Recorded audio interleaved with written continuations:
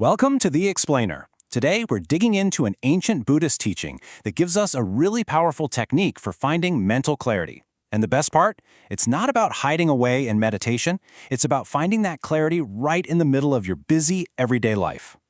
So where does this all start? Well, it kicks off with a very simple, very human moment. The Buddha just happens to notice one of his disciples, and he sees something truly extraordinary about him. And that observation leads to a question that uncovers a practice for developing a mind that is, quite literally, radiant. All right, let's get into the story. It starts with the Buddha seeing Sariputta, who was one of his sharpest disciples. Sariputta had just finished a period of solo retreat and was rejoining the group. So the Buddha sees him, and he doesn't just say, "Hey, welcome back." He stops and really looks at him, remarking on how incredibly serene and bright he appears. It's a physical sign of a deep internal state. And this prompts him to ask a very direct question. Sariputta, what state of mind have you been frequently dwelling in? And Sariputta's answer is immediate. It points to a really profound state of mind, and he gives the practice a very specific name.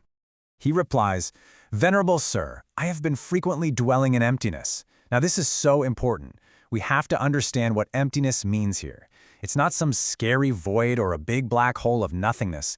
It's a mind that is empty of mental junk, empty of clinging, and empty of all that reactive turmoil. It's a state of spacious, calm, and uncluttered awareness. The Buddha's reaction is just pure enthusiasm. He doesn't just say nice work. He actually calls this dwelling in emptiness the state of great spiritual heroes. He's signaling that this practice is top tier, which of course brings us to the most important question of all. How in the world do you actually do it? And this is where the teaching gets so incredibly practical. The Buddha doesn't leave it as some lofty, abstract idea. He lays out a clear, step-by-step method of self-reflection you can use in a very simple, everyday activity.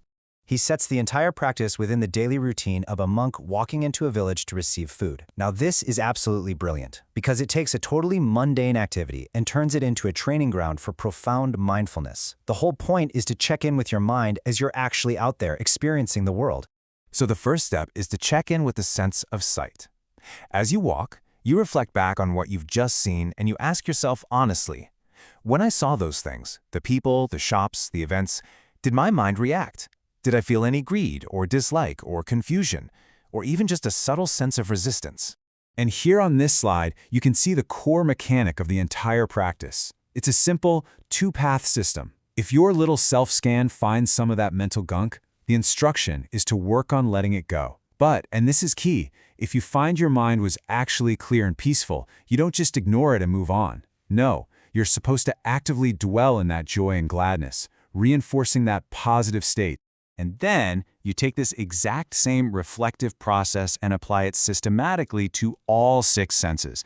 It's a complete audit of your experience. You do it for the sounds you hear, the smells you smell, the tastes, physical sensations, and even the thoughts and ideas popping up in your mind. You ask that same exact question for each and every one. But wait, there's more. The Buddha doesn't stop with the senses. Once you've got that down, he directs his powerful technique to scan even deeper, more fundamental layers of your own mind. So the next level of the scan is to look for these 5 core mental obstacles, the hindrances. You can think of them as the main culprits that cloud the mind and block clarity. Things like intense craving, anger, mental fogginess, agitation, and that paralyzing kind of doubt. The practice is to reflect and ask yourself, right now, is my mind free from these? From there, the reflection gets even more fundamental. It turns to the very components of what we tend to call ourself, the 5 aggregates. This is everything: our body, our feelings, perceptions, our mental habits, consciousness itself. And the question here isn't just about getting rid of bad stuff. It's about deep understanding.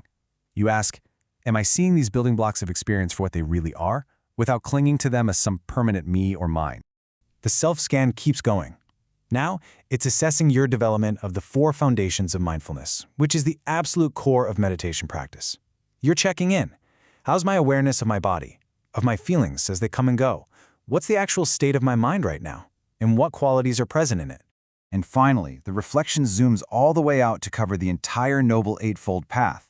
This is the whole shebang, the complete framework for liberation. It covers everything from your basic worldview to your ethics to your meditation training. This practice turns the path from a list you memorize into something you ask yourself directly. How am I actually doing with these, right here and now? And here's the beautiful part. For every single one of these deeper layers, the hindrances, the aggregates, the foundations of mindfulness, the path itself, that core instruction is exactly the same. If the quality isn't there yet, you strive. If it is there, you celebrate that clarity. You dwell in that uplifting joy, which makes it even stronger. Now, to wrap up this powerful teaching, the Buddha makes this huge, sweeping statement about the nature of this method.